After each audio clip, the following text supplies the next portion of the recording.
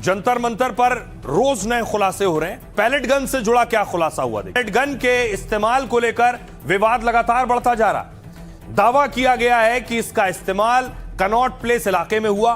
Pellet gun के इस्तेमाल को लेकर सीआरपीएफ की जांच चल रही है। इस बीच पुलिस की डायरी सामने आई। डायरी एंट्री से नया खुलासा हुआ। 20 जुलाई को इस्तेमाल की डायरी एंट्री 22 जुलाई को की गई एंट्री, यानी जो डायरी 20 जुलाई वाली थी 22 जुलाई को उसमें एंट्री की गई। इसमें एंटी राइट गन यानी एआरजी के इस्तेमाल की बात मानी गई है। लिखा है इसके इस्तेमाल के निर्देश किसी और ने नहीं, डीसीपी रैंक के अधिकारी ने दिए थे। यह भी लिखा है कि आरएएफ ने एंटी राइट गन का इस्तेमाल 2 बार किया है। सूत्रों के अनुसार जंतर मंतर इलाके में आरएएफ की एक कंपनी तैनात थी। कंपनी की तैनाती डीसीपी के साथ कानून व्यवस्था संभालने के लिए थी और इसी दौरान डीसीपी ने प्रदर्शनकारियों पर बल प्रयोग का निर्देश दिया।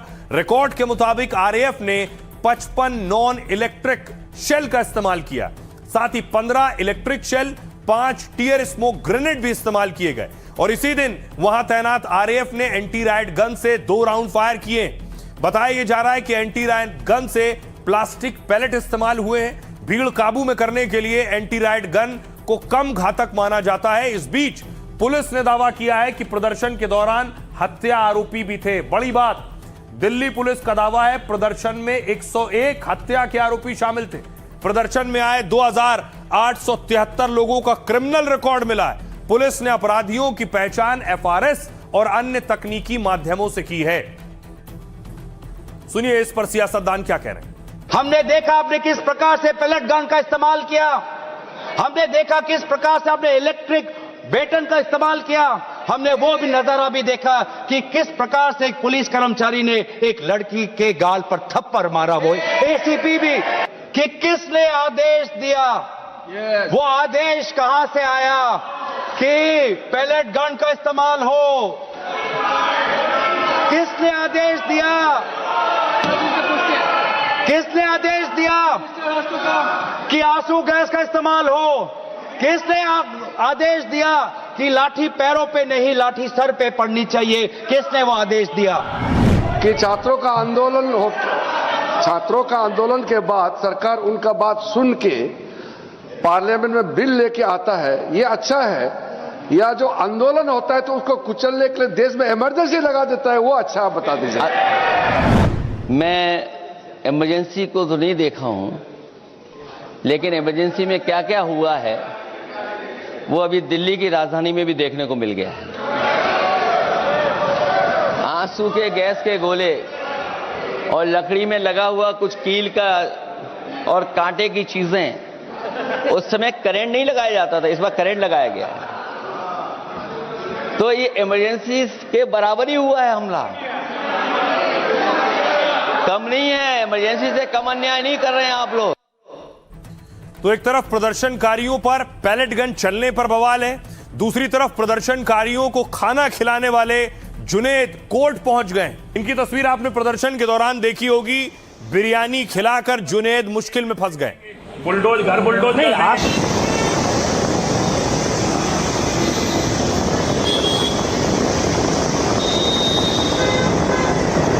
जुनैद की तस्वीरें सामने आई। दीपके के साथ भी, सोनम वांगचुक के साथ भी प्रदर्शन में खाना खिला रहे थे जो भी वहां पहुंच रहा था प्रोटेस्टर।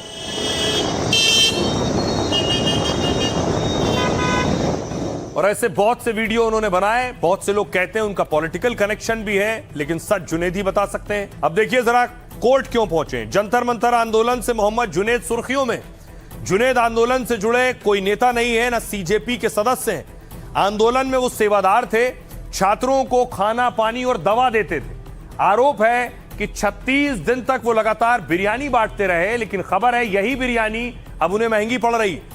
और राहत के लिए जुनैद ने सुप्रीम कोर्ट का दरवाजा खटखटाया है। कहा पुलिस मुझे और मेरे परिवार को बार बार परेशान कर रही है।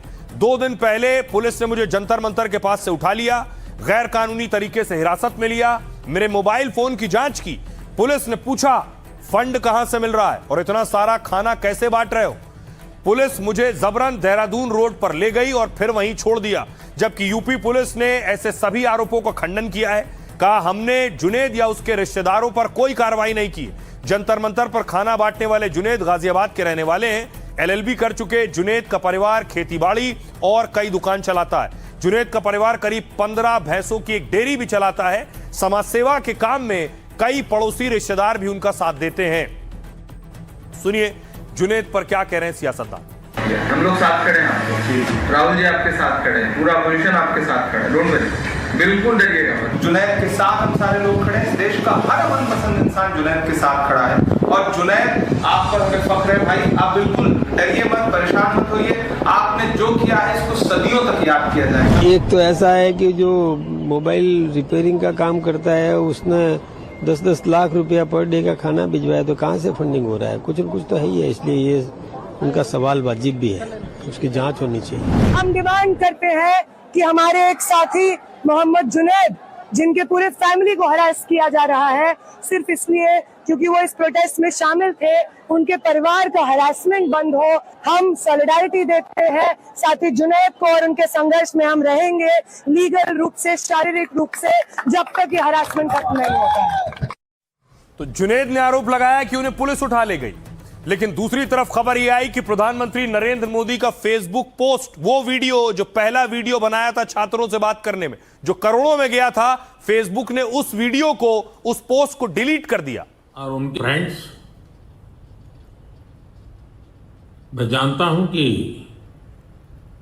पेपर लीक एक कोई मामूली विषय नहीं है। तो यह पोस्ट पीएम मोदी का फेसबुक ने डिलीट किया और कैसे वीडियो हटाने पर फेसबुक फंस गया है। पीएम मोदी ने 23 जुलाई को आधी रात जो वीडियो जारी किया था, जिसे इंस्टाग्राम पर करीब 40 करोड़ लोगों ने देखा था, वही फेसबुक पर इसके व्यूज करीब 16.5 करोड़ थे। लेकिन अचानक फेसबुक ने इस वीडियो को हटा दिया। पीएम मोदी की टाइमलाइन से वीडियो गायब हो गया, जिसके बाद सरकार ने से फेसबुक तक हड़कंप मच गया। फेसबुक की पेरेंट कंपनी मेटा तुरंत मामले को देखने लगी। सूत्रों के मुताबिक पीटीआई ने दावा किया कि यह गलती से हुआ। मेटा ने इस मामले में कहा यह तकनीकी गड़बड़ी से हुआ है। हालांकि सरकार ने मेटा की गड़बड़ी पर तुरंत एक्शन लिया। मेटा की पब्लिक पॉलिसी के ग्लोबल हेड को तलब कर लिया गया।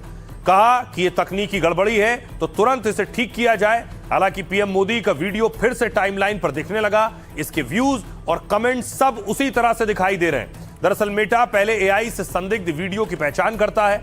इसके बाद जरूरत पड़ने पर मॉडरेटर उसकी जांच करते हैं। अगर वीडियो नियमों का उल्लंघन करता है तो उसे हटाते हैं। वहीं अगर किसी मामले में कोई वीडियो गलती से हट जाता है तो समीक्षा के बाद उसे दोबारा रिस्टोर कर दिया जाता है। पीएम मोदी के वीडियो को भी इसलिए रिस्टोर कर दिया गया क्योंकि नियमों का उल्लंघन नहीं था, इसलिए मेटा ने गलती मान ली। इस पर सुनिए मंत्रालय के सचिव क्या कुछ कह रहे हैं और क्या कुछ कह रहे हैं अखिलेश यादव। इसमें दो चीजें हैं। एक चीज ये है कि मेटा ने सबसे पहले एक उनका अपॉलॉजी दिया है कि ये गलती से ये प्रधानमंत्री जी का जो पोस्ट है वो हटाया गया, वो स्पीच जो है हटाया गया। ये अच्छा हुआ कि उन्होंने अपनी गलती मानी और अपॉलॉजी दिया, लेकिन जो कारण बता रहे हैं उससे हम पूरी तरह संतुष्ट नहीं हैं और हम उनसे चाहेंगे कि इस बारे में पूरी डिटेल्स हमें दें और ये बताएं कि कैसे ये स्टेप बाय स्टेप कैसे हुआ। बहुत सी चीजें हटाई जाएंगी और बहुत सी चीजें चुनाव तक आएंगी, तो इसलिए आना जाना तो लगा ही रहेगा। वो सोशल मीडिया वो किसके हाथ में है? जिसके हाथ में होगा वो जानता होगा ना कि कैसे लाना है कैसे नहीं लाना है। एक तरफ दिल्ली में जिन छात्रों पर पैलेट गन चले उसको लेकर जांच हो रही है, रिपोर्ट सामने आ रही है। यह कहा जा रहा है कि जो एफआईआर हुई वो एफआईआर वापस ली जाएंगी। दूसरी तरफ दूसरे राज्यों में जो प्रदर्शन हुए, ये कोलकाता की तस्वीर है। कोलकाता में प्रदर्शनकारियों को यहां गिरफ्तार किया गया।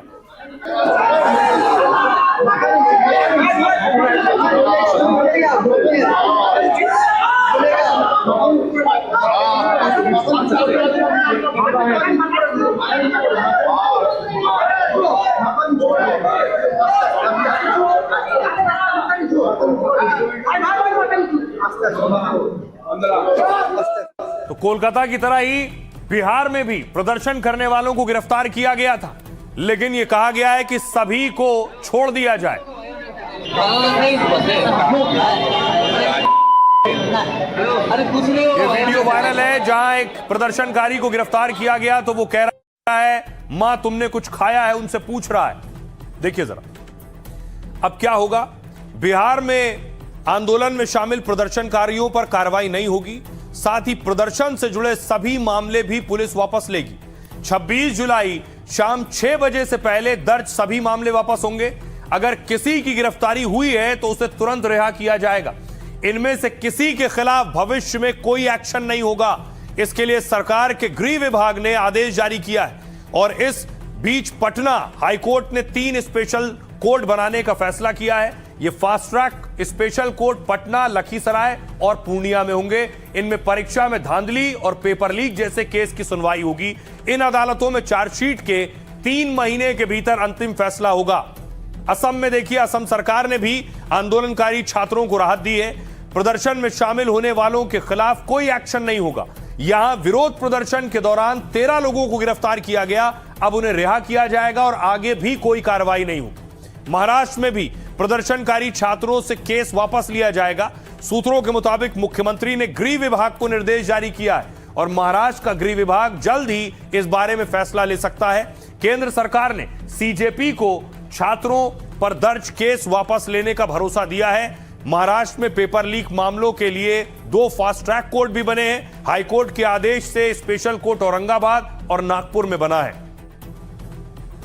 सुनिए क्या कुछ कह रहे हैं वकील और छात्र। पत्र प्राप्त होते ही मैंने उचित कार्रवाई करते हुए संबंधित 27 मुकदमों में के वापसी के लिए मैंने आवेदन सभी संबंधित न्यायालयों में समर्पित कर दिया है, जिसपे आदेश आना बाकी है। कुछ में आदेश आज आया है और कुछ में चूंकि की समय अभाव के कारण आदेश नहीं आ पाया और निश्चित रूप से कल सभी पर आदेश आ जाएगा और सभी की रिहाई हो जाएगी। ये हमारे नागरिक है, हमारे भविष्य है। ये बच्चों के भविष्य के बारे में सोचने चाहिए और उनके लॉ एंड ऑर्डर की चिंता सबसे प्रधान रखिए। पुलिस को ऐसे इस किस्म के जो कुछ वो लोग किए हैं, ये सब सोचने की बात है। हम चाहते हैं कि पार्लियामेंट में, संसद में आके गृह मंत्री और सरकार हमें बताइए साफ साफ कि क्यों कर रहे हैं, क्या कर रहे हैं। केंद्र या बीजेपी राज्यों से जुड़े हुए सारे शर्तों को पूरा किया, केस उठाना, ये वो सारे चीज। प्रधानमंत्री तो संवेदनशीलता दिखाया, सीधे छात्रों के हित के लिए जो कदम छात्रों की मांग था सब। ये सरकार की जिम्मेवारी है। जब भारत सरकार ने कमिटमेंट कर दिया, समझौता कर लिया कि सारे केस वापस लिए जाएंगे, तो बिहार सरकार को भी इसका ध्यान रखना चाहिए। लेकिन कल हम लोगों के दबाव में इन लोगों ने एक चिट्ठी निकाली है। इस चिट्ठी का पालन होना चाहिए और विद इमीडिएट इफेक्ट जो चिट्ठी में है, नहीं तो आंदोलन तो होगा ही अगर नहीं करेंगे। महाराष्ट्र के सीएम फडणवीस साहब उनकी बात स्पष्ट करें कि ये एफआईआर पीछे लेने वाले हैं या नहीं। ये तो बात एक है क्योंकि केंद्र सरकार ने तो वचन दिया है, लेकिन भाजपा कौन सी है जो वचन को पालती है। तो ये एक बात हुई, लेकिन हम हमारा वचन पालेंगे और जो भी शिवसेना UBTlegal@gmail.com पे उनकी नोटिस एफआईआर हमें भेजेगा, उसके लिए हम महाराष्ट्र में लड़ेंगे। स्टूडेंट्स की प्रोफाइलिंग की, हेवी सर्वेलेंस से उनको टारगेट किया, नोटिसेस भेजे, डिटेंशन किया, कहीं बिहार में 9 एफआईआर किया लोगों पर, अटेम्प्ट टू मर्डर तक के चार्जेस में उनको जेल में भेजा। दिल्ली में आपने खासकर और बंगाल में अलग अलग जगहों पे मुस्लिम स्टूडेंट एक्टिविस्ट की प्रोफाइलिंग की और उनका विछाण शुरू किया। तो सुप्रीम कोर्ट के ऑर्डर को हम वेलकम ही करते हैं, लेकिन इस बात के साथ कि होना ही नहीं चाहिए था। अब देखिए क्या ये छात्रों के प्रदर्शन का ही असर है कि उत्तर प्रदेश में आजम खान की यूनिवर्सिटी, जौहर यूनिवर्सिटी पर बुलडोजर चलना था। 38 भवनों पर बुलडोजर चलना था। यहां बताया गया कि 38 भवन अवैध रूप से बनाए गए हैं। बुलडोजर चलाने की तैयारी हो रही थी। इस बीच छात्रों ने प्रदर्शन करना शुरू कर दिया। छात्र जौहर यूनिवर्सिटी के सड़कों पर बैठ गए, यहां भी आंदोलन करने लगे। लेकिन अब खबर यह आई कि जौहर यूनिवर्सिटी पर बुलडोजर नहीं चलेगा, जिसके बाद छात्र जश्न मना रहे हैं। देखिए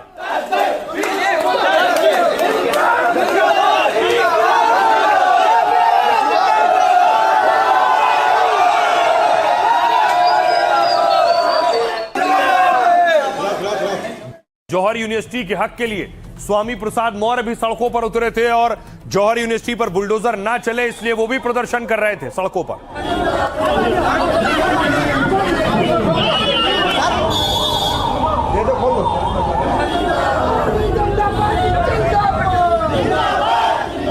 पुलिस प्रशासन से कोई लड़ाई नहीं है। से टकराते हैं